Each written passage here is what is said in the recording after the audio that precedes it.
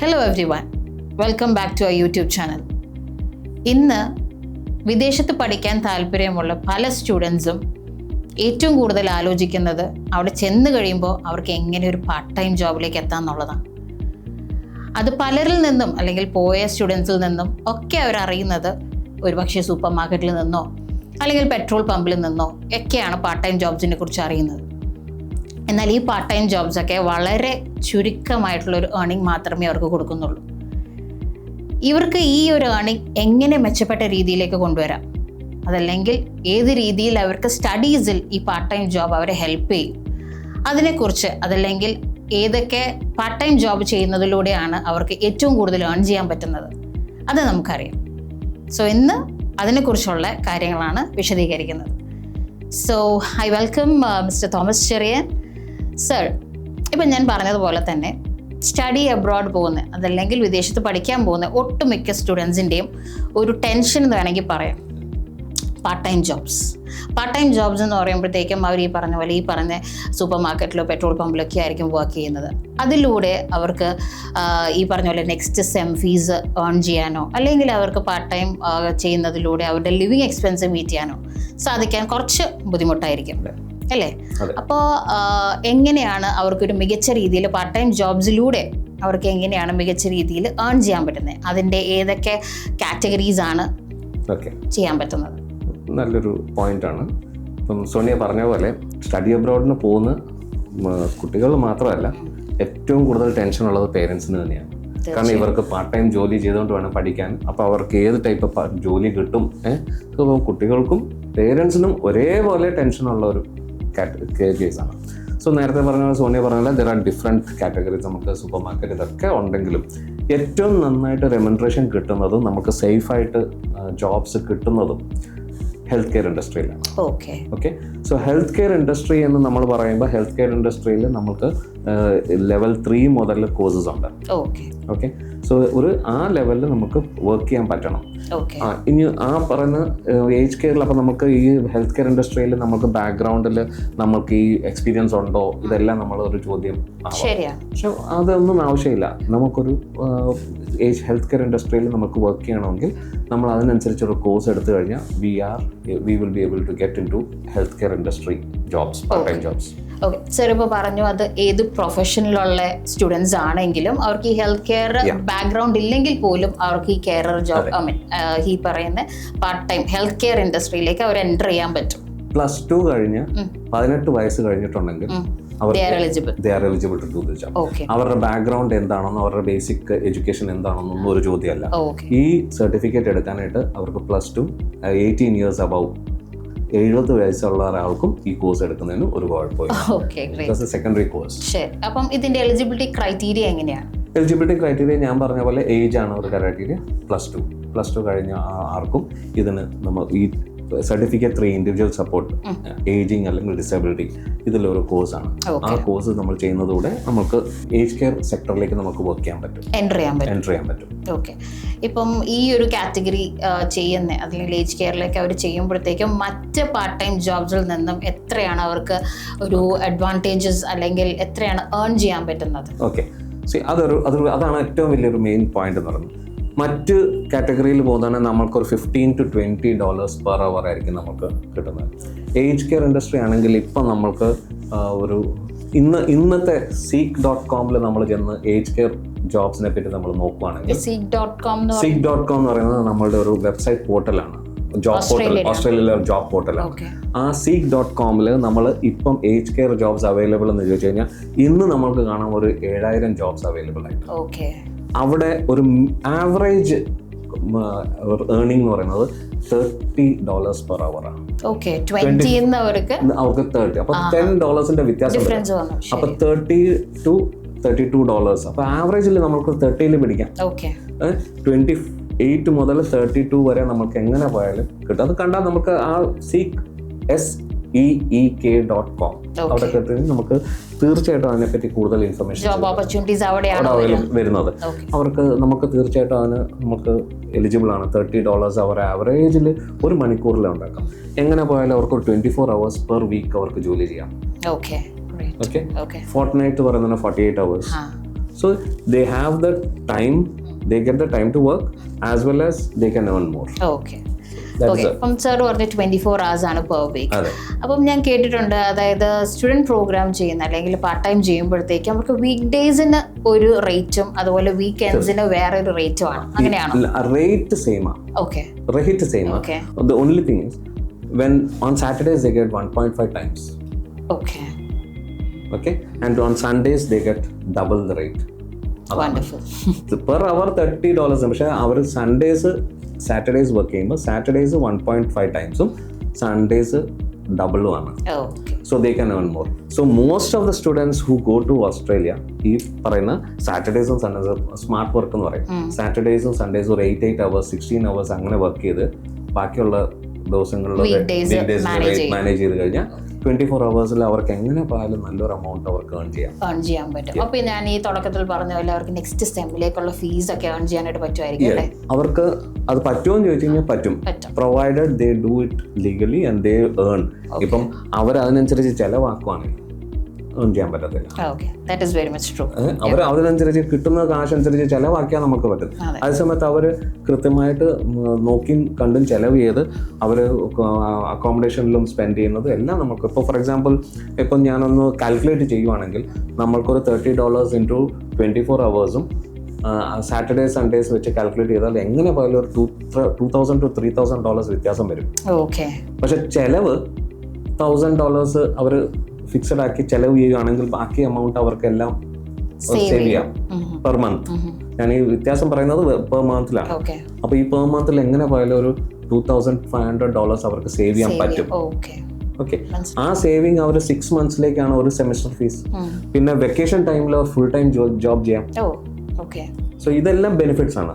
So അങ്ങനെയാണ് ഈ ഏർണിങ്സിൽ അവർ earn ചെയ്യാൻ പോകുന്നത്. ഏർണിങ്സ് റെമുനറേഷൻ അവർക്ക് നന്നായിട്ട് നല്ല രീതിയിൽ ഏൺ ചെയ്യാൻ പറ്റുന്നതും സേവ് ചെയ്യാൻ പറ്റുന്നതും അവരുടെ ആ സെമിസ്റ്റർ ഫീസ് അവർക്ക് അക്കോമഡേറ്റ് ചെയ്യാൻ പറ്റുന്നതും മീറ്റ് ചെയ്യാൻ പറ്റുന്നത്. ഈ കോഴ്സ് ചെയ്യുന്നത് കൊണ്ടിട്ട് അവർക്ക് പാർട്ട് ടൈമിൽ ഇപ്പോൾ സാറ് പറഞ്ഞ പോലെ നല്ല രീതിയിലുള്ള ഒരു ഏർണിംഗ് ചെയ്യാം. അതുപോലെ ആ വ്യക്തി ചെലവാക്കുന്ന അനുസരിച്ചിട്ടിരിക്കും അവർക്ക് നെക്സ്റ്റ് സെമ്മിലേക്ക് പേയ്മെന്റ് ചെയ്യാൻ പറ്റുമോ ഇല്ലയോ എന്നുള്ളത്. അതൊരു കാര്യം. ഈ കോഴ്സിന്റെ ഔട്ട്കംസ് എന്തൊക്കെയാണ് സാർ? ഔട്ട്കംസ് എന്ന് പറയുന്നത് ശരിക്കും പറഞ്ഞാൽ ഒരു ഡിസബിലിറ്റി വർക്കറായിട്ട് ചെയ്യാം, ഏജ് കെയർ വർക്കേഴ്സ് ആയിട്ട് ചെയ്യാം, പിന്നെ റെസിഡൻഷ്യൽ കെയർ വർക്കർ ആകാം, ഹോം കെയർ വർക്കർ ആകാം, പിന്നെ കെയർ സർവീസ് എംപ്ലോയി ആകാം. So there are different type of job categories.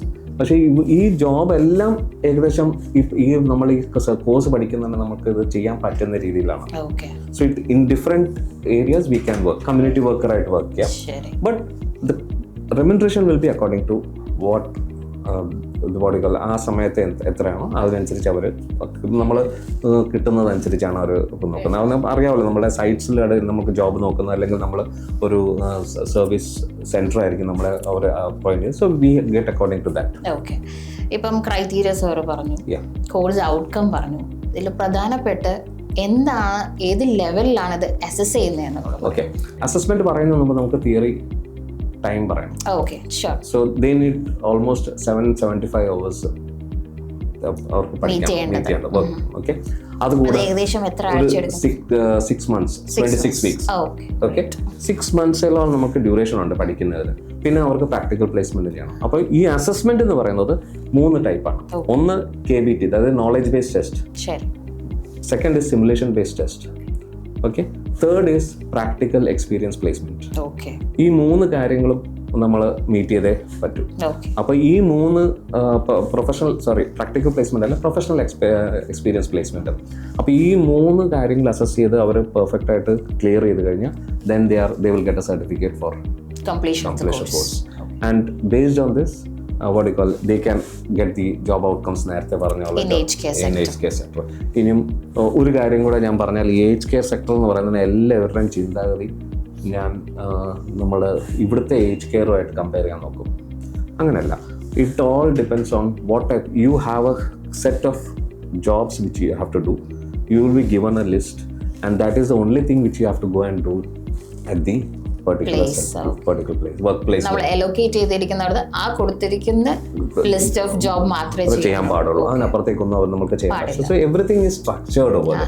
So അത് തന്നെയാണ് ഈ പറയുന്ന കോഴ്സിൽ പഠിപ്പിക്കുന്നത്. What you have to do and what you should not do, ഇങ്ങനെയെല്ലാം അതിന്റെ എത്തിക്സും പ്രൊഫഷണൽ എത്തിക്സും ഇതിന്റെ കാര്യങ്ങളെല്ലാം ഈ പറയുന്ന കോഴ്സിൽ.